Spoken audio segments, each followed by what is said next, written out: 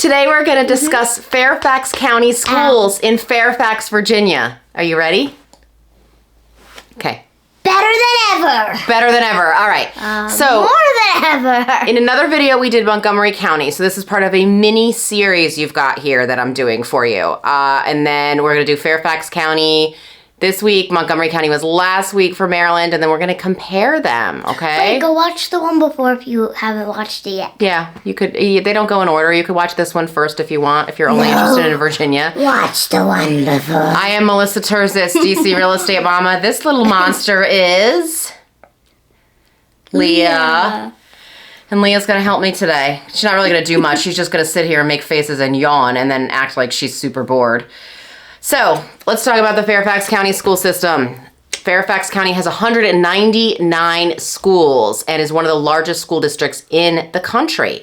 Students can take International Baccalaureate, which we'll call the IB program from here on out. They can take AP classes in high school. There are also magnet schools. There are STEM schools, and there are academies, which basically offer what is a school within a school.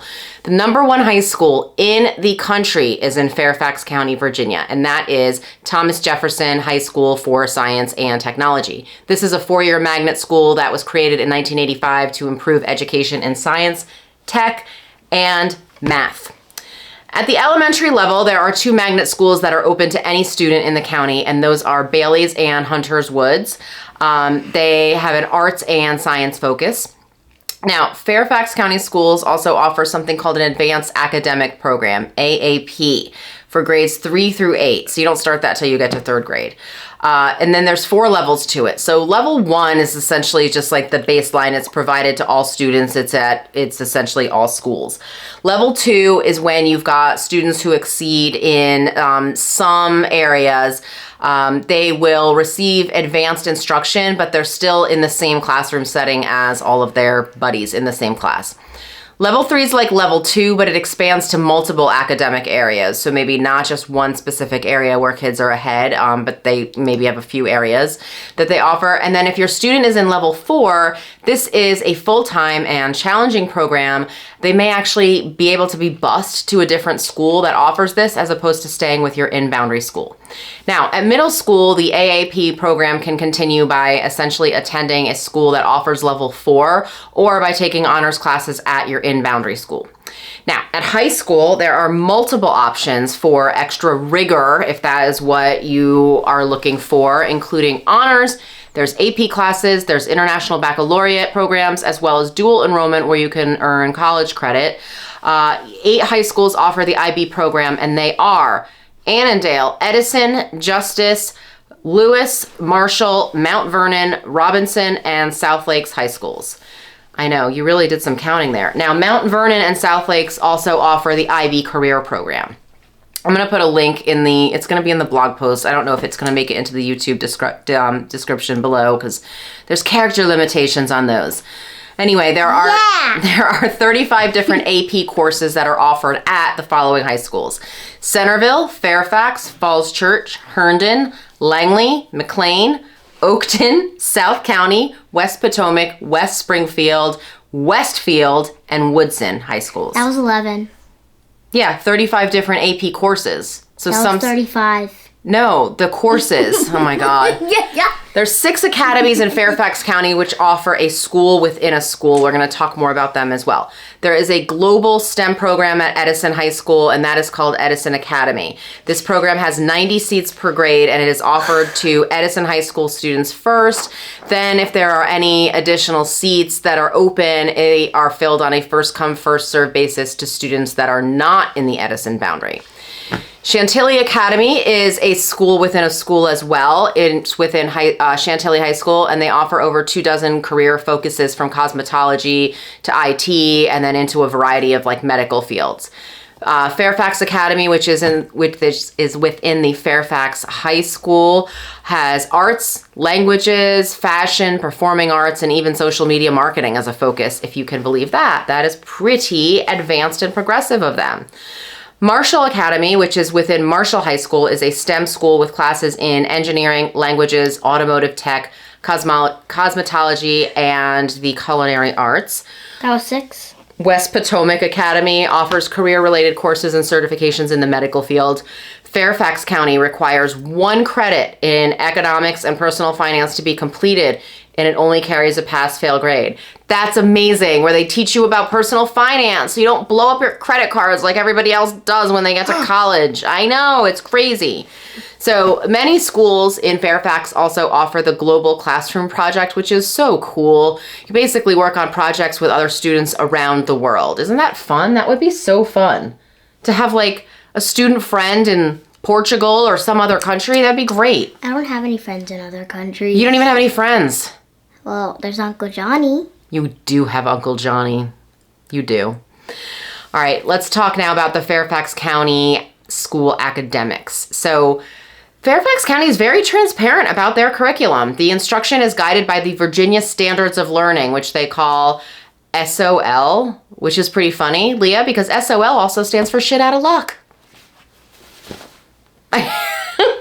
Anyway, the Virginia Standards of Learning can be found on the Virginia Department of Education's website. What does that mean? They did not adopt Common Core.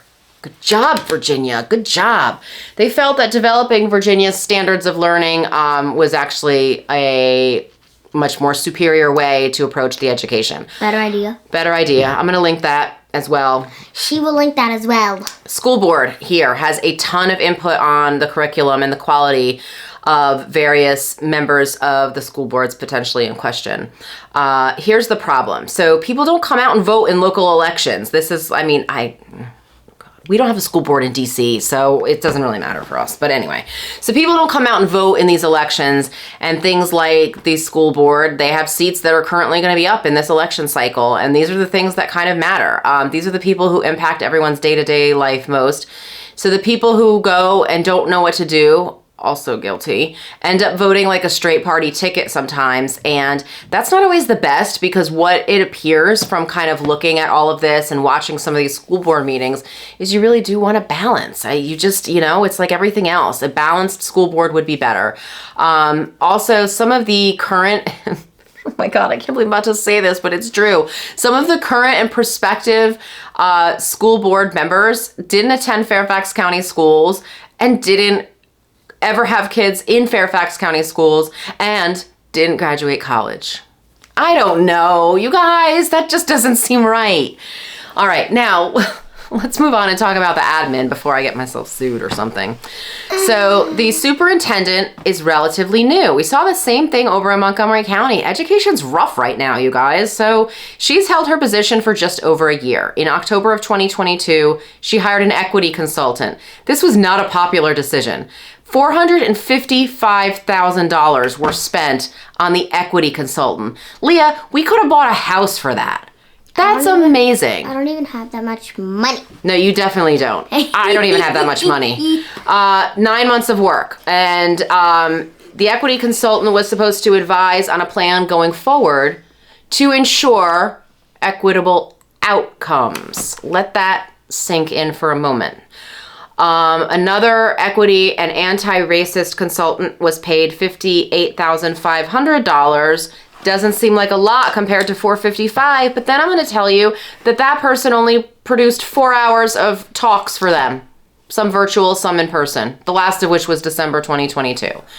In January 2023, just 3 months after the $500,000 consultant was hired, there was a scandal. Students of multiple Fairfax County high schools were never informed that they were winners of the National Merit Scholarship.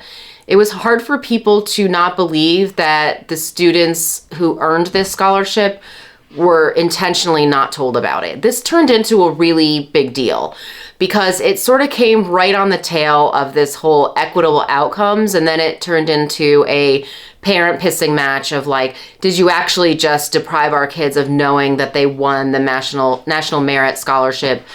They weren't able to put it on college applications because nobody told them. So the college apps were done and gone. That ship had sailed. This is an ugly look right now. Like, just when you were sort of thinking like, okay, they don't have Common Core, they have their own education, it kind of looks like it might be valuable and good and have merit. They have all these other things that have happened on their watch, and it's a problem. Okay, so Fairfax County today. Let's do a snapshot in time. The superintendent just sent a message out last week that stated that they are implementing restorative justice as of October 2023. This is going to come as no secret to you because I also say in the other videos, I am no fan of restorative justice. I think it's awful. The initiative is called Responsible Pathway to Restorative Justice Facilitation. They are going to train people to operate as school-based restorative justice facilitators. By late 2024, they hope to have 2 facilitators in each school in the county. From the superintendent's letter, she said, and I quote, "I am thrilled about this program and how it will support us to provide excellence, equity, and opportunity for each and every one of our students, especially those impacted by discipline disparities." End quote. Okay. What is restorative justice? Leah, do you know? I'm going to tell you because I bet you don't know, but you've lived it in your school already. At 3rd grade, you had to deal with this. It is the premise that disciplining a student for bad behavior by the usual methods, which would be detention, suspension, potentially expulsion, doesn't result in a change in behavior. Instead, if the student is bullied, or if a student is bullying or attacking another student, they would then ask them both if they want to participate in this kumbaya kind of meeting. They bring them together, and then they want the person who was bullied or tormented or whatever to tell the bully how they feel about what they did and what it made them feel like. And they are hoping that somehow in the bully's Grinch heart that it's going to grow 3 sizes that day. I mean, have these people worked in freaking schools? Like, how do they even think this is going to work? She had a problem in her school. I mean, the kid, I don't even think he kind of knew what he was doing. It was not intentional, but there was just no way that having him sit in a room and saying to him, "You beat up a kid with asthma and he could have died."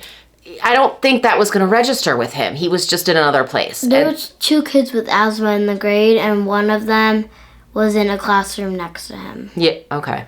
Well, yeah. So it sucks. We're going to see the same problems in D.C. We're going to see them in Maryland. This is the same thing. So behavior has, across all schools, across all jurisdictions, counties, states, everywhere, has nosedived since the pandemic. In spring of 2023, there were a lot of teacher resignations. They didn't feel supported by the administration at the school, the parents, or the students. Multiple teachers chime in on message boards discussing schools, stating that they are at risk physically from some of the students here. Principals get in trouble from above for having too many suspensions or disciplinary statistics, so they don't want to document it. Kids get way too many chances, and without documentation, nothing happens. That's coming from teachers on these anonymous message boards. All right, so one teacher stated that they knew several teachers who'd been attacked by students and were out for weeks as a result. One needed surgery. This happened in our school too. Lewis High School also just dropped the IB program. Nobody was really participating in it apparently, but that's, we're talking about today, what's happening right now today. Special education teachers cannot keep up with their workload as well, and that's sort of being cited all over the place.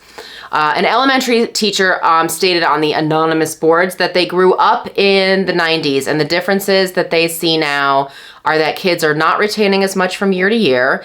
Kids are way more disruptive and lack self-control. They don't know how to be bored. The classes are way more diverse. They include more special ed and English as a second language. There's very few pullouts, as they call them. When I was younger, as Leah says, in the olden days, they tracked and sort of pulled kids and had them in different places to figure out who could give them the best resources and everything.